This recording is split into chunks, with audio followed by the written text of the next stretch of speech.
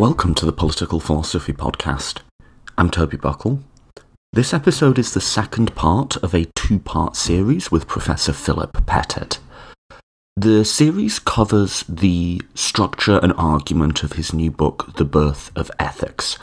So, in the first part of this series, we lay out the challenge before us, which we phrased as how to give an account of the emergence of ethics, what ethics is, and why we should act in an ethical or moral way, given the constraints of a naturalistic universe.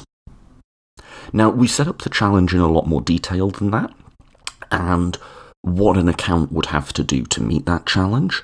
So I encourage you to maybe go back and start the series there.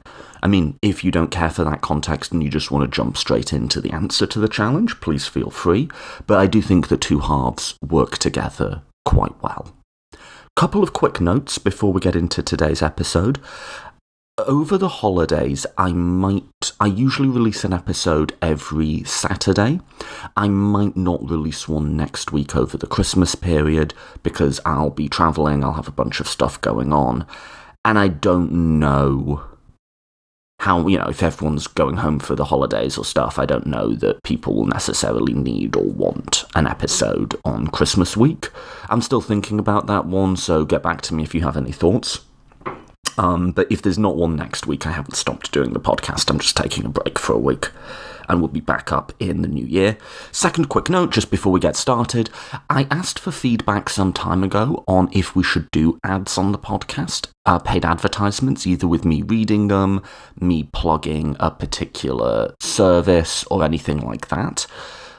Since then, as the show's numbers have picked up, I've received another couple of people have contacted me. There's now apparently quite a big economy in this, and there's various agencies that act as facilitators between people who want products promoting and podcasters.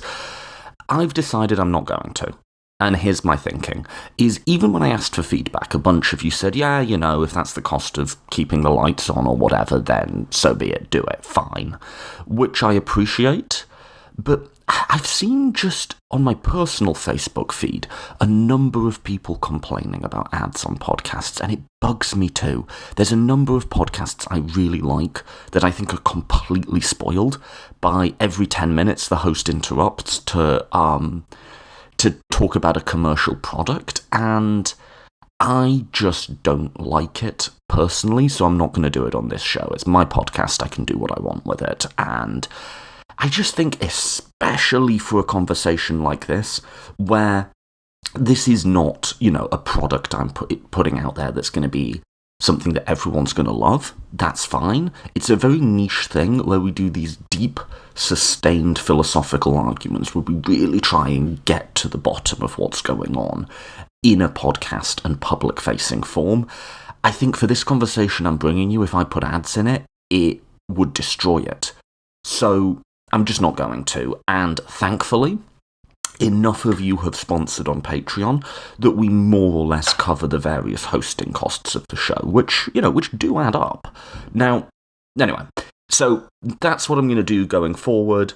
I'll try and cover everything as best I can, and if you do want to support the show, like I say, we have a Patreon account. You can sponsor us on whatever level is appropriate to you. I've suggested a donation of $2 an episode. So if an episode is worth as much to you as a cup of coffee or some similarly priced equivalent, then we'd love your support. You can do more, you can do less. You can just go to patreon.com/politicalphilosophypodcast, patreon.com/politicalphilosophypodcast, and the links to that are also on the website, along with the links to follow us on social media, iTunes, all of that. The website is politicalphilosophypodcast.com, politicalphilosophypodcast.com. If you want to support the show but aren't able to do a donation of any kind, that's also fine. The whole point of this is it goes out for free. Another way you can support the show is by sharing it on your own social media. So either of those, and I'm going to make a commitment that I am never doing ads on this podcast, because the more I think about it, the more I realise how much I dislike them personally. And if listeners can help cover the costs directly, that would be great. And if you're not able to do that, sharing also helps. So those are my announcements. Let's get straight into today's show. I introduced Professor Pettit and we set up the conversation in the last episode. So if you're wondering what's going on in this one, maybe, like I say, go back and check that out.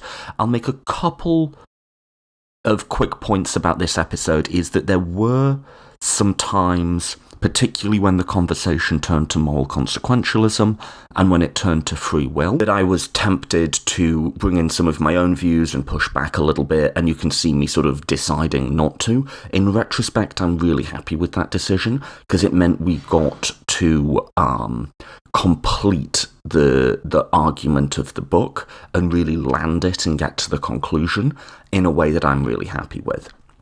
And I really like this episode, and a lot of what Professor Pettit said I got something out of personally, and I've been thinking about since, and I'm going to incorporate into my own set of arguments and my own ethical and political worldview. So this was legitimately super valuable for me, and I hope it is for you as well. I think there is actual moral wisdom. I think it is possible to know things about morality and even to be wise about them. And I genuinely think a lot of the parts of Philip's argument get to that level, that are morally wise. So I really hope you like this. Without any further preamble, let's get straight back into my conversation with Professor Philip Pettit.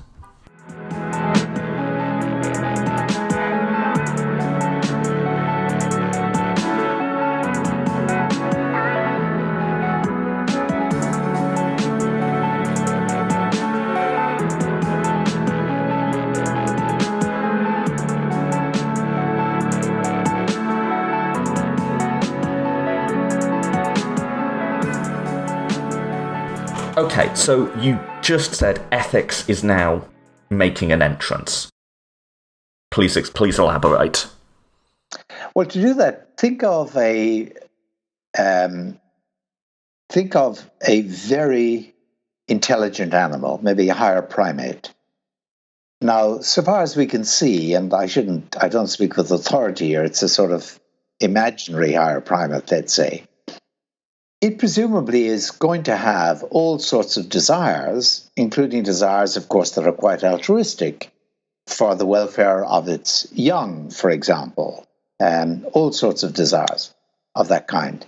And it's going to behave on the basis of those desires. Many of them will be, as I say, will be in tune with the welfare of others, not just their own selfish welfare, even perhaps altruistically with others that they interact with regularly.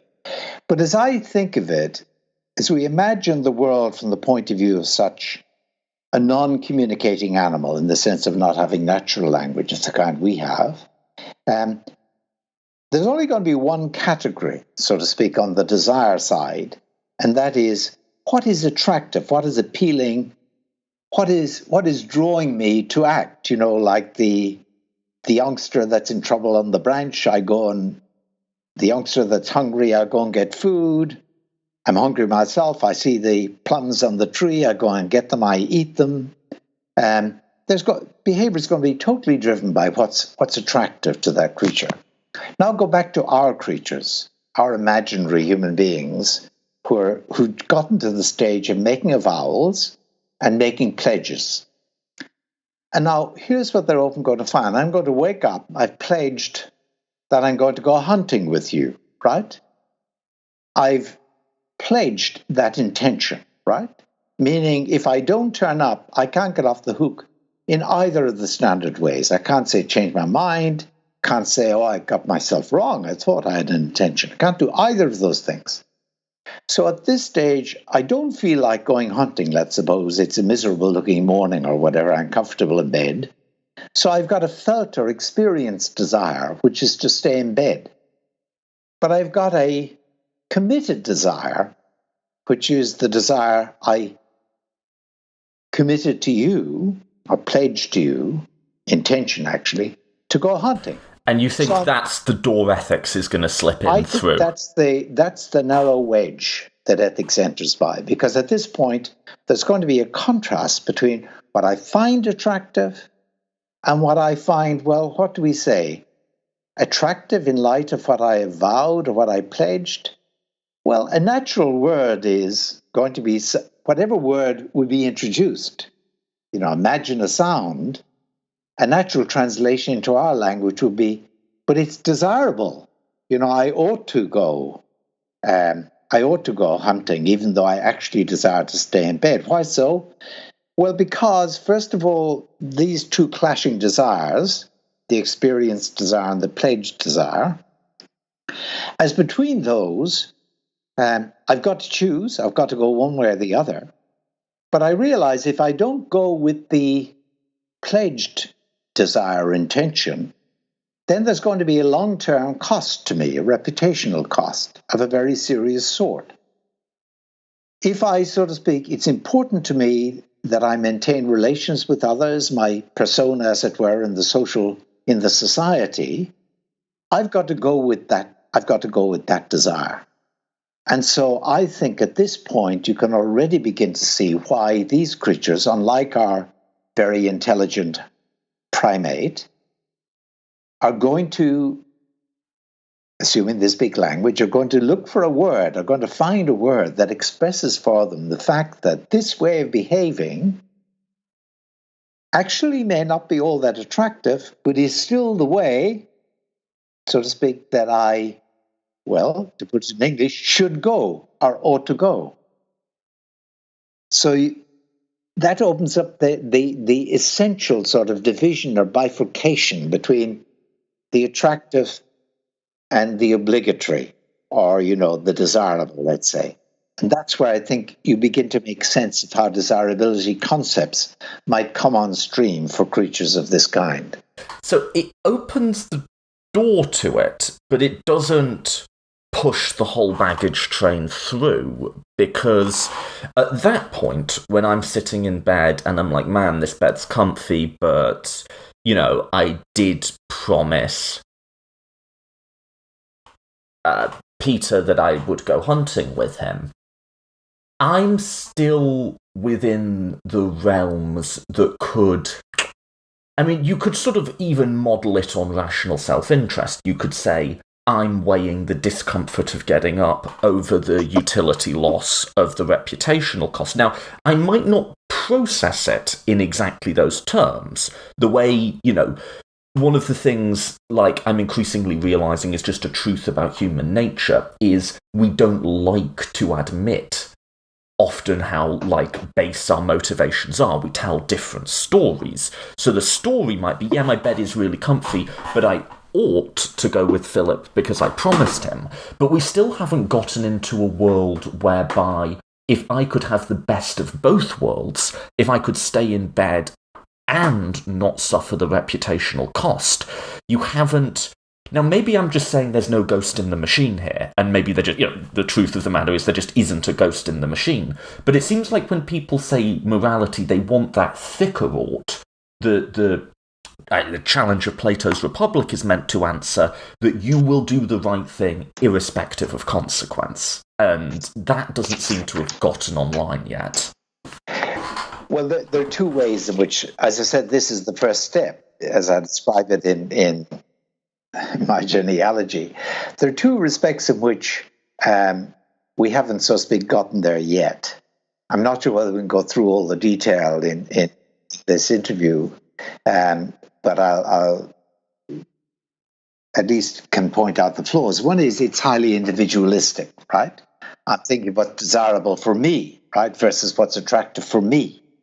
Now, I think, and in the story I tell, that it becomes equally intelligible why acting with others in a group, so to speak, you develop concepts of what's desirable for us, right, versus what's appealing for us, and break away from the individualism. And I'm very keen on doing that because I think that essentially morality and ethics is a social phenomenon that you can't make sense of in a Cartesian way from what's required of us as individually rational creatures.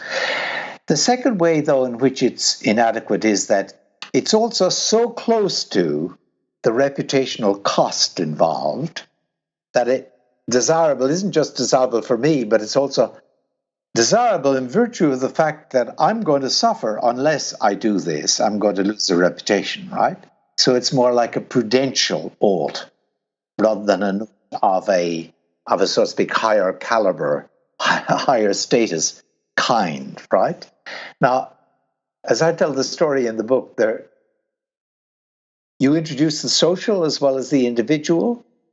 You then find that people are often going to find a conflict between what they regard as desirable, because after all, you're going to care, say, for your young or your dependents in a different way from what I care for them. There's going to be what we call in the lingo agent-relative desires and corresponding agent-relative judgments of desirability.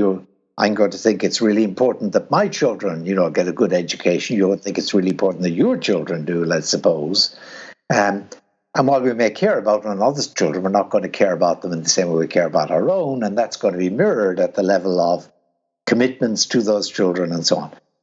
So another stage is telling a story about why and how people would evolve a concept of desirability that would enable them to, so to speak, do business with one another in the language of desirability, coming to some agreement as to what counts as desirable, period, so to speak, not just desirable for me, not just even desirable for us in a particular group, but desirable, well, period is maybe too strong, but that communicates the notion of moral desirability.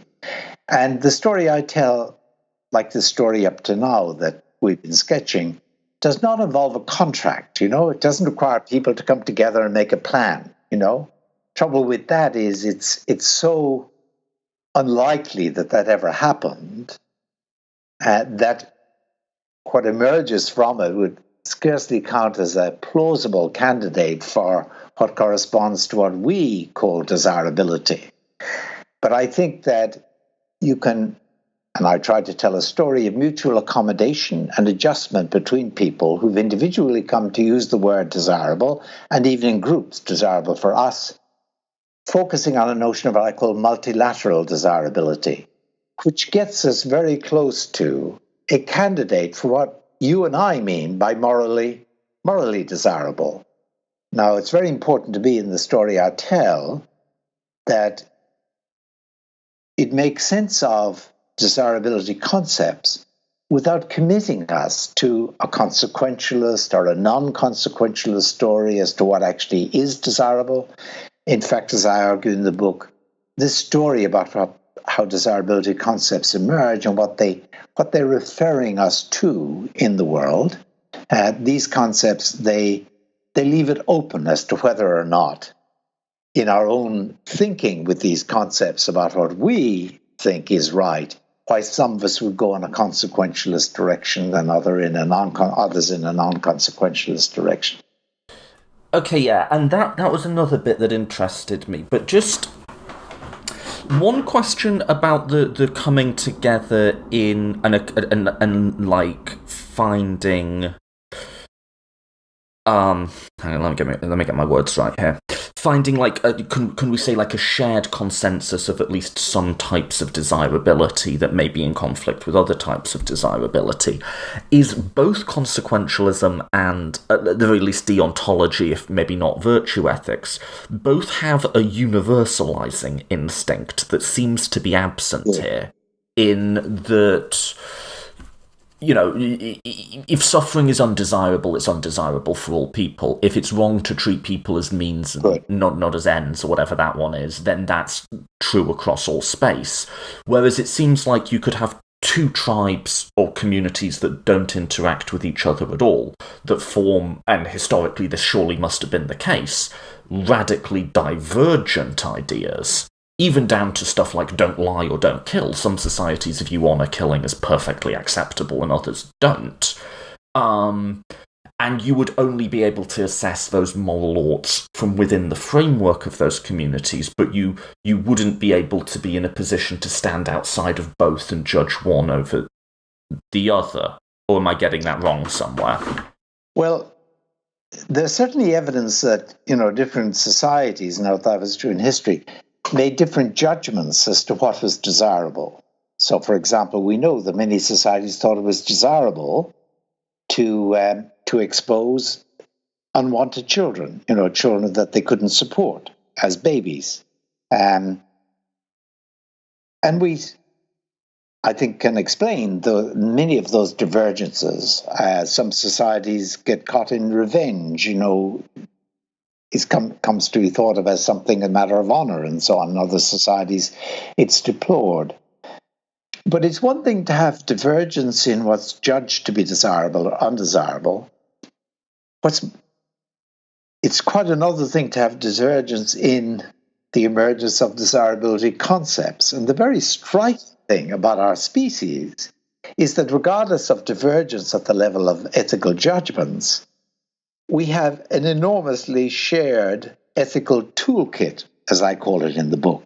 And what I'm trying to explain is how we as a species could have come to have had an ethical toolkit with tools around the concept of desirability and the other one we're going to come to around the concept of responsibility.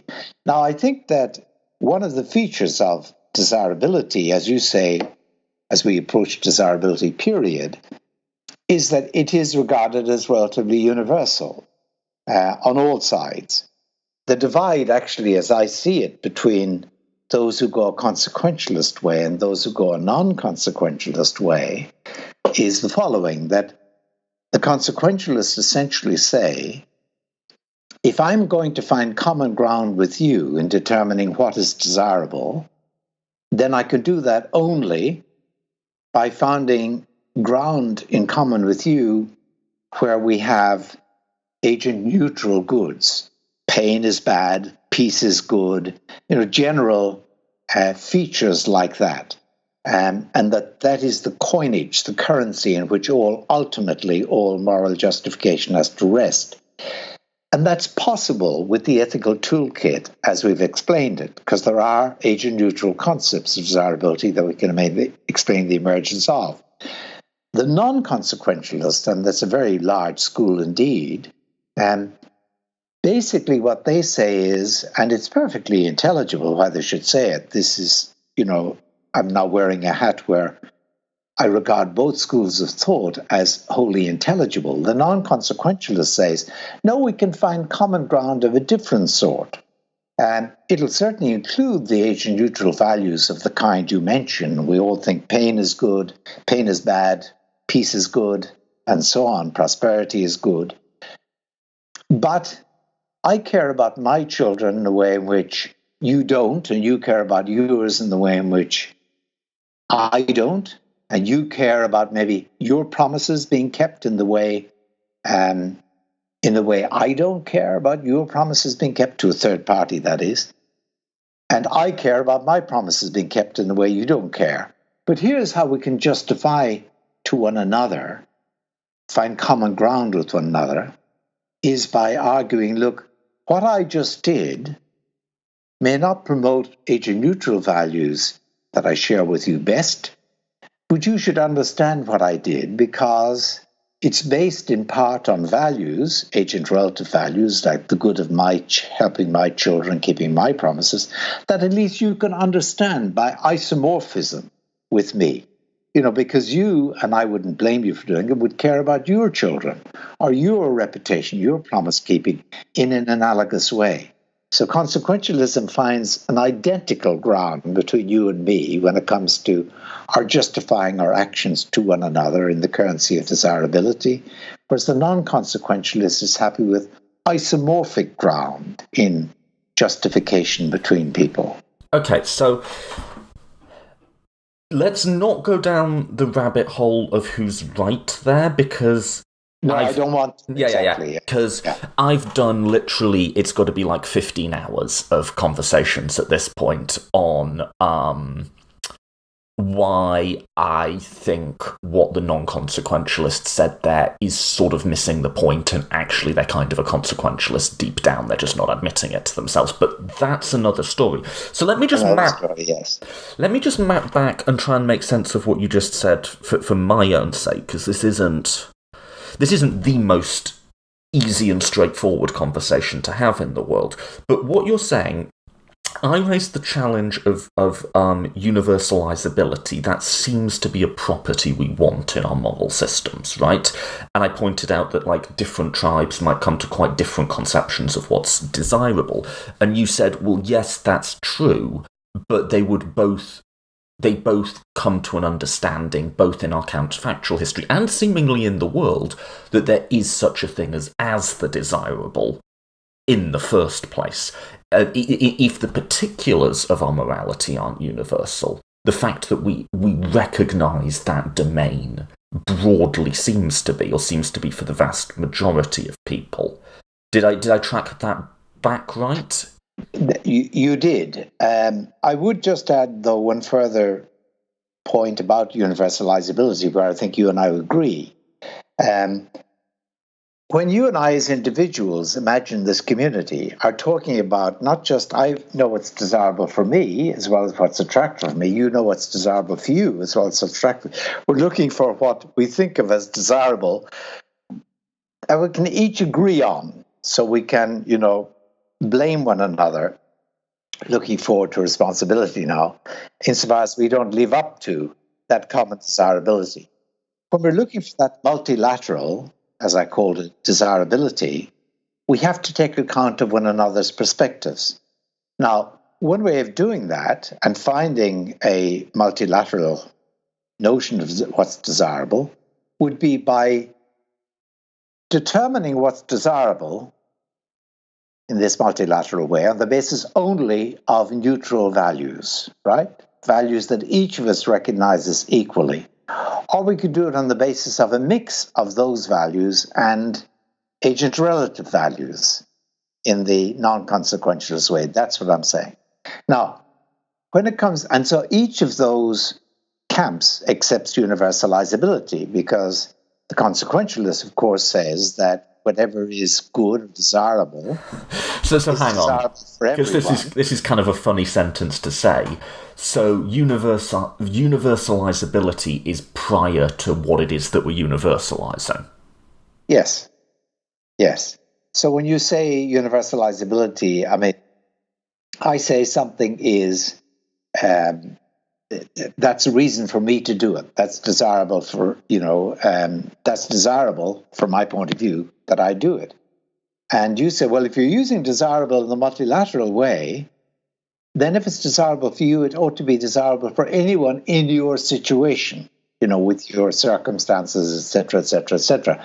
That's what universalizability requires, that whatever is desirable multilaterally for one person is desirable in that same sense for anyone in that person's situation. And the thing is, something can be desirable multilaterally on the basis of advancing neutral goods that everyone on all sides of the debate recognize as identical ground, or partly on the basis of some goods that are isomorphic between the two of them. Like I justify what I do on the grounds, well, it really was essential for the welfare of my children, where the background assumption is that it would be fine for you to do it equally if it was necessary for your children, right? So they both have universalizability. Now, if you've got two communities, each have developed an ethical toolkit, right? Each has developed a notion of desirable for the individual, desirable for a particular group, desirable, period, multilaterally, and they come into conflict with one another, right? They come into exchange with one another. If their exchanges are going to become discursive exchanges in language, where they come to rely on one another, it's not just war, all-out war, then they're going to have a notion of multilaterally desirable that's going to be shared between them, at least on a range of issues, or they will be forever, so to speak, locked in conflict at that level. So the push as individual meets individual, group meets group, societies meets society, pushes us towards a notion of multilateral desirability, whether consequentialist or non-consequentialist in nature, that encompasses everybody so that each can agree if that's multilaterally desirable for me or for us, our group, or us, our society, it's desirable for any. Right, because it's necessarily... How do I want to say this? But it's linguistically and pragmatically necessary to talk in universalizable terms. So if we're from different tribes and I'm saying your tribe ought not to steal cattle from our tribe, yes, right? Like that is necessarily a universal statement, right? It makes no sense for me to go up to you and say, listen, according to what I find desirable, I don't want you touching my cattle, but I understand that, like, you want to touch the cattle, and there's no, it doesn't make sense to talk in a way that's local there as like a strategic, right? Right. So if I've got a desirability concept that's just desirable for me, and you've got just desirable for you, then we could be locked in mortal combat, so to speak. You looking for what's desirable for you, I for what's desirable for me. And if we're going to, in the language of desirability, which we've now accessed already in terms of the narrative we've told, then we have to expand to a notion of multilateral desirability in order to find a currency in which to justify ourselves, each of us, to the other. So let me come in here and say something that I don't agree with, but I think that a lot of people will be saying right now, is this is the part where people are going to want a ghost in the machine, right? People are going to want to say, but in virtue of what? Right? Like, we're from different tribes, I'm telling you to leave my bloody cows alone, and I'm appealing to something universal. And I think people, God, abstract reason, something, people are going to want to say, so there's nothing behind this other than that's just how we exchange words and bonds with each other. And if someone says there has to be something more to it, more foundational than that it can't just be this narrative. There has to be a deep ought at the heart of it. What's your sort of response to that gut concern? Okay, so I think that this, multilateral notion of desirability emerges as a result of, within the subject, the notion of desirable versus attractive emerging. Each becomes aware of and responsive to a concept of desirability. And then, because of the conflict between individuals, they come to an intersubjective agreement, so to speak, on what will count as desirable in this society. And of course, societies then build up judgments, assumptions about what is desirable in that sense, and they raise their children, to accept that not killing is desirable in this sense, that, not lying, telling the truth is desirable in this multilateral sense, and it sort of takes off within the society.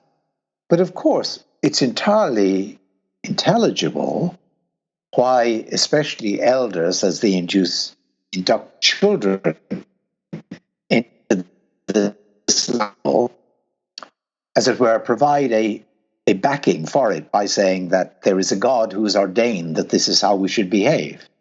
It's a sort of father figure or parent figure, I should say, just as the child learns, ultimately you do it because daddy or mommy says that you do it, right? You give that sort of authority to what is actually a notion of the intersubjectively desirable that our species has struggled towards and have culturally found our way into and have negotiated and sustained in ever fragile sorts of circumstances because it's always under pressure. You give it a sort of an aura of extraterrestrial authority, literally, by invoking a god at the back of it, for example. Which leads us on to the question then, why be moral? Actually, just before we do, I put a flag in the free will word, and I promised to come back to that.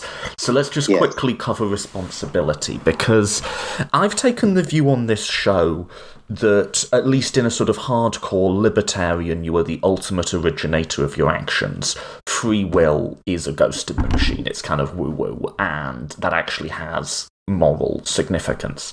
But when you talk, I think I got this from your book, about the idea of you could have done otherwise, you're not making a statement about the determinism of the universe or anything like that. You used the phrase, it's a sort of retroactive exaltation of someone. Could you talk us through, because we've covered the desirable, could you cover the responsibility side, and then we'll end with why should you be that way. I see, right, okay. Well, first of all, on the free will issue, maybe I oversold. What I mean by free will, and when I say human beings have free will, all I mean is that human beings are, in many cases, fit to be held responsible for what they do. Because actually, when we ascribe free will to one another, that's basically a slightly grandiose way of saying of one another that we are fit to be held responsible. I mean, the dog spoils the carpet, wets the carpet. And, you may try to train it or condition it, or you may get irritated with it. But you don't think the dog, it could have done otherwise, it should have done otherwise. You don't think that it's fit to be held responsible, in other words. Whereas we do think of that of one another. And that's all I mean by we ascribe free will to one another. So the question is going to be, how would the human beings we're imagining in this counterfactual world, by the way, I call that world Erewhon, as the early 19th century novel it was an acronym of nowhere. In Erewhon, right? We've explained how these people would have come to have notions of desirability, even work the way towards the notion of the multilaterally desirable, in that sense, the ethically desirable. So how would they come to have the idea of one another that they are fit to be held responsible, treat one another as if, so to speak, determinism were not true, as if we had this spooky power, of directing the physical world, our bodies, in one direction or another, rather than having natural laws, so to speak, do that. And this, of course, is really maybe the major question in philosophy, is to find room for fitness to be held responsible. So here's the story that I develop in the book, and I should say it's built on independent joint work with Victoria McGeer. So imagine these creatures, these protagonists in Erewhon, and they are mutually reliant, as we've said. They each care a lot about their own reputation. They've each learned to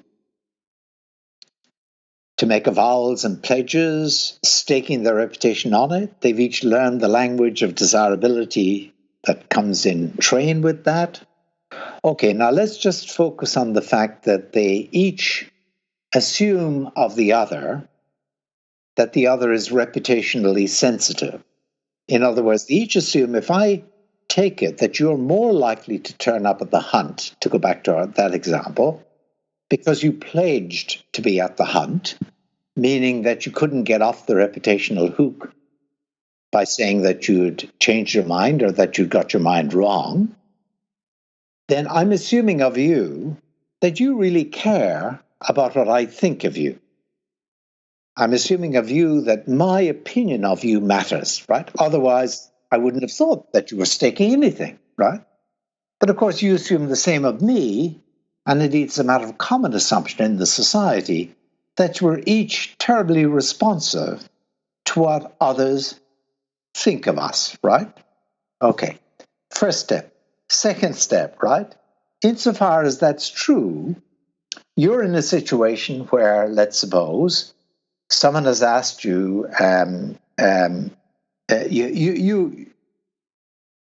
you know you're going to be asked about your past deeds. Let's say it's an interview or whatever. And you talk to me about what you ought to do. I'm really concerned about what's desirable for you, but I'm also concerned about what's desirable multilaterally, what's desirable, period. Especially because if I want you to be known to be a moral person, interested in that. And I say to you, look, Toby, you ought to tell the truth. And you say, oh, I know, but it's so difficult. I mean, that's such an embarrassing story. You mean I should own up in the interview, let's suppose, to having, I don't know, having embarrassed my previous employer by telling stories about him or her. And I say, yes, you can do it. You can do it. Go in there, do it. And you ought to do it, right? Okay. That's going to make perfect sense that I should say that sort of thing to you, given that you are sensitive to my opinion of you and to indeed anybody else's opinion of you. Because if I make clear to you by saying you ought to do this, if I make clear to you thereby that I'm going to think the less of you if you don't do it, right? By saying that to you, presumably I'll make it more likely that you will tell the truth, because I've made quite clear to you that I'm going to think badly of you if you don't, right? And that's what we call exhortation. I exhort you to tell the truth. So when I say to you, for example, Toby, you can tell the truth about this, even as you say, oh God, it'd be so embarrassing to do it and so on. I say, no, Toby, you can tell the truth. I'm not recording some metaphysical modal truth that there is a possibility out there that you tell the truth, like a third detached party might be doing. I'm saying something that I think will actually make it more likely that you will tell the truth. I'm not just recording the fact that it's possible for you to tell the truth. I'm making it more likely by saying that you will actually tell the truth. And that's what we call exhortation. And all the time in life, whether formally, explicitly, or implicitly, informally, we live in an exhortative community, We just look at one another and we know of the other person. They're going to think badly if I don't that. That's almost as if the other person is exhorting us, to behave in the way that they would approve of. Will we assume shared standards of decent society here? Okay, suppose you go to the interview and you don't tell the truth, you tell a lie, and you come out afterwards, I was maybe at the interview, I know this, or you tell me you told a lie, and I said, Toby. in that tone. In that tone, I once trained to be a priest, so I'm a master of that tone. I say, Toby, you could have told the truth. You ought to have told the truth.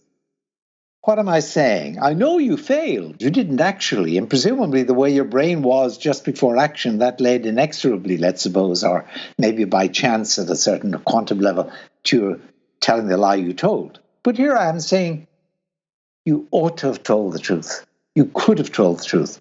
What am I doing? Well, here's the story that I like. And indeed, as I say something like this, I defend separately with Victoria McGeer.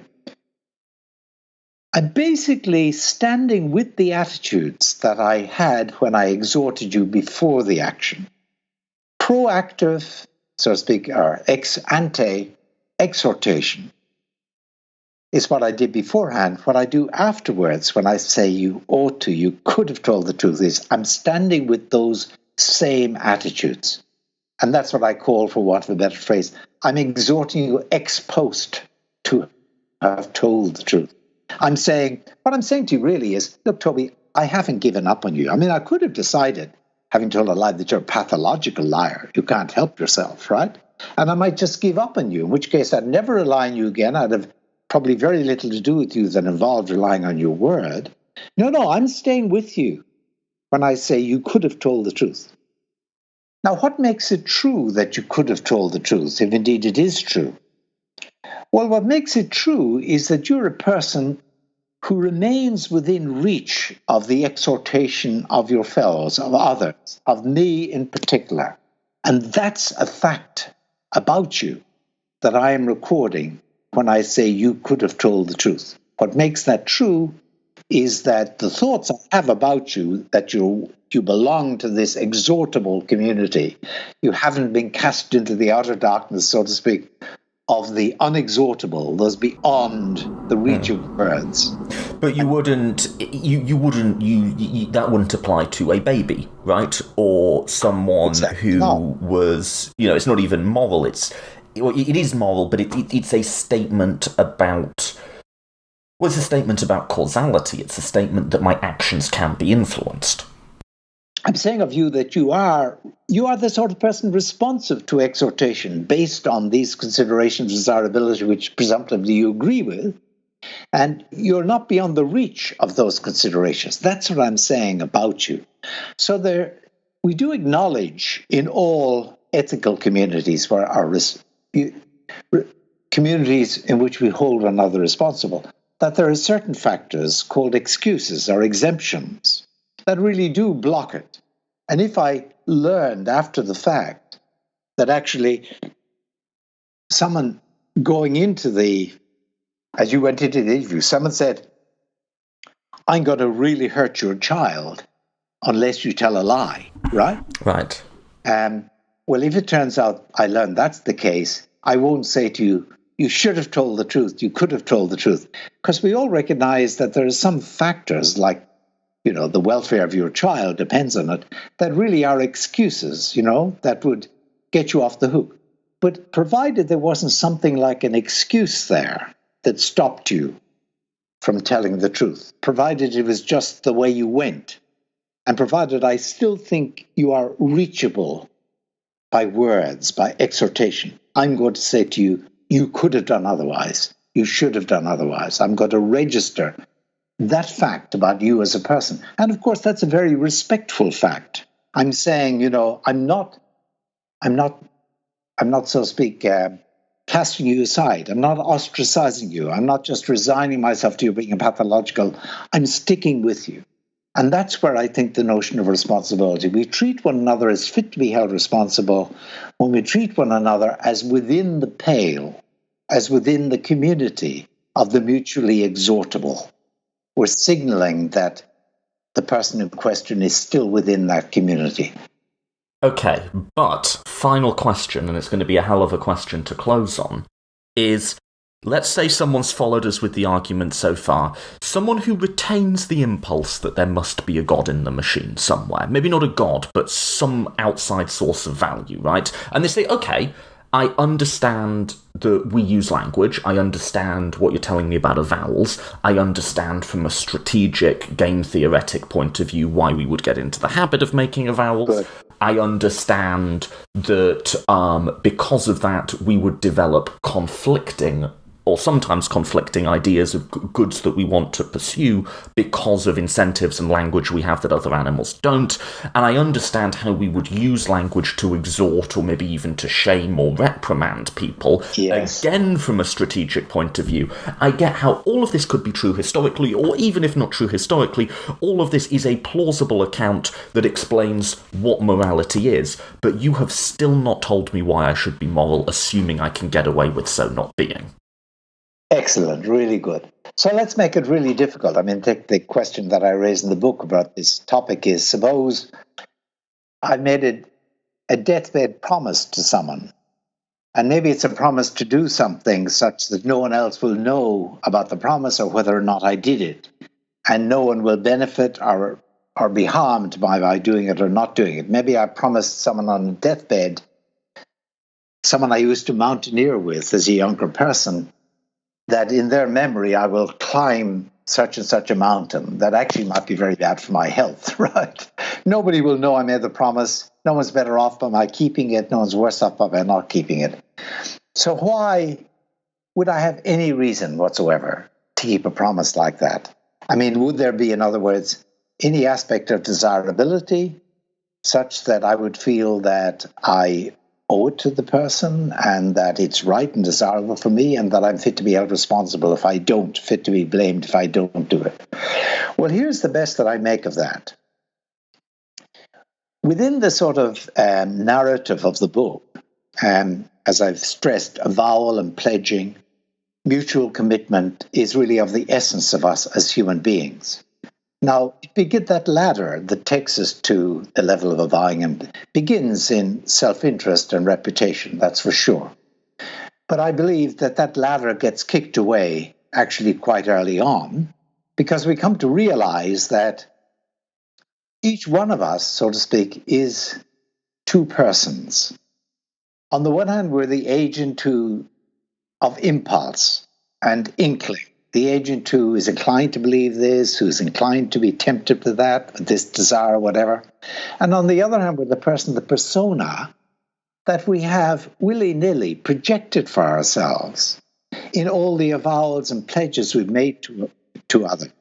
And in the fact that we live in a society with norms that we all know are expected of one another, that we expect to live up to them. And we haven't disowned those norms, so we've let others assume that we're actually pledged to keep those norms, right? And the persona we project is that of someone who lives up to all of this that is expected of him by other people in virtue of his explicit or implicit avowals and pledges, commitments. We're commissive creatures, right? Now, actually, I think what it is to be a person is precisely to be an agent, unlike a dog or even very high primate, who projects a persona by virtue of the fact that they belong to a community of words, a community of conversation and discourse. And so my very person, who I am as a person, is tied to the persona I have projected in all those words, spoken or unspoken, that others have built expectations of me around. And of course, that I have come to expect of myself too, see myself as they will see me. So it's my integrity as a person that's tied up crucially with my behaving in accordance with my judgments as to what is multilaterally desirable and what, consistently with multilaterally desirable, is particularly desirable for me or for mine. And if I don't live up to that, including to the promise made to the friend, I'm less of that person that I, projected. Polonius, I know it's often said to be ironic on Shakespeare's part, but, Polonius says, to thine own self be true, and then adds that if you are, you can't be false to any man, I think there's a deep truth in that, actually. I think we build the person we are, and it's always in the making, on the basis of living up to the persona we project, and we're always projecting a persona in what we say and in what is taken to be true of us by other people in the community that we inhabit. But you're not ultimately getting out of desirability in a very, very, very broad sense. So you're not talking desirability in terms of rational self-interest, which is a modern construct that's quite narrow and it doesn't capture who we are. It's not... it is hedonism in a very broad sense of, all that we could care about is conscious experience, but it's much more than just your immediate hedonic state. It's more like, what would you look back on your life and feel was an honest, authentic representation of who you wanted to be? But there's no external source. You're still not getting outside of, you're appealing to reasons to do with my desirability. You're not, there's no point where you're putting something in that is an objective thing that you can anchor this to.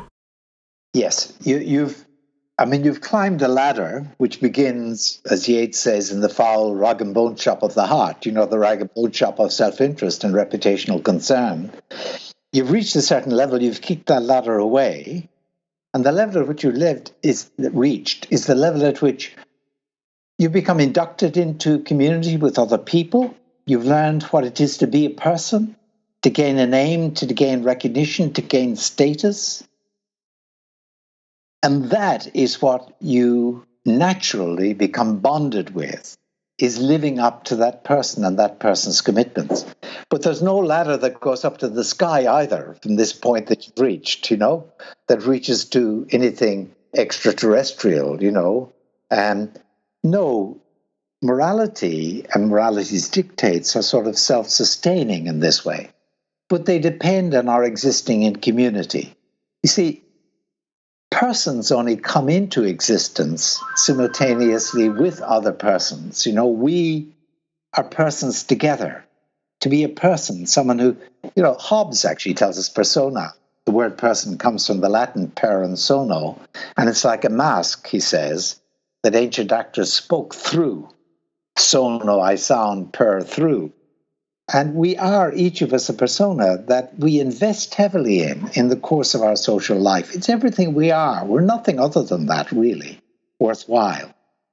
And it's the call of that person we are in which the demands of morality are really grounded.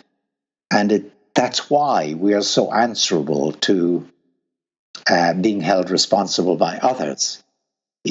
We're really being called back to that self that we are enabled to become in the company of others. And we answer the challenge of Plato's Republic. Well, in a way, that's what philosophers have been on about for 2,500 years. I mean, we're all struggling from that same sort of sense, and, with morality, I guess, there really are the two ladders tells it all. I mean, one is a story according to which morality is just another name for enlightened self-interest. You never kick away the ladder that begins in the foul rag and bone shop of the heart. And the other is the story in which, it's the ladder that takes us to the transcendent, and that's where it's, so to speak, there's a skyhook holding it up, from what's transcendent. And what I want is to be a soft naturalist. The world is a naturalistic place. I mean, there's an awful lot we don't know about it, an awful lot we don't know about morality and about reality, rather. But morality is a human construct. It's the precipitate of human community. And personhood is a gift that becomes available to us as a precipitate of human community. And we reach for being a person, in interaction with others. They're all a package deal, being a person, being moral, being fit to be held responsible, and counting as having free will. Just because money isn't ultimately tied to something and it only exists in our perception doesn't make it any the less real. Exactly. It's a nice analogy, isn't it? I mean, I hadn't really thought of it in that way, but money comes into existence on the basis of course, what is there in the natural world, the gold or the cattle or the cigarettes. And morality is the same. It comes into existence on the basis of our interactions, the habits of mutual dependence, the habits of mutual commitment, achieving a point of view that is multilateral and desirability, and holding one another to the standards of desirability, as we naturally do. The fact that the foundation is so squishy and subjective seeming doesn't mean that you can't have quite hard facts about money. Like, if you're telling someone the exchange rate is something, there is a objective truth that is epistemologically knowable about what the exchange rate is. And I don't know that you'd ever get there with morality, but it doesn't mean that you can't say, if the analogy holds, and it's a hell of an analogy, but that you can't make quite concrete statements, even though the domain only exists because we believe it exists. It's not, so to speak, a domain of illusion. When I say that something is multilaterally or morally desirable, I'm making a statement that is true or false. What is it true or false in virtue of? It's true or false in virtue of it's being desirable in the sense I've explained from the point of view of just anyone, of any human being, that is to say. A point of view that each of us can access insofar as we step out of our own perspective to find in it a subjective ground with others. So there is, there's a fact about what is morally right and morally wrong. That's what I believe. There's also a fact about, although of course it comes in degrees, about whether various individuals are responsible, how far they are responsible for what they do, how far there are excuses, and of course there are partial as well as full excuses that may relieve them of responsibility.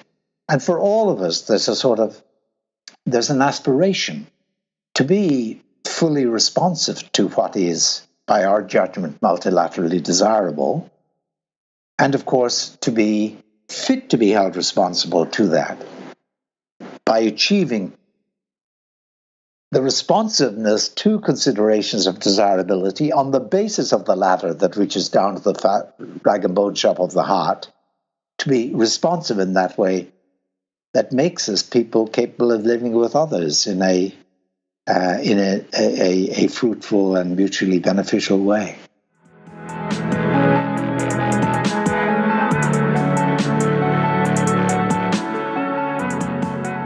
Thank you for listening to the Political Philosophy Podcast.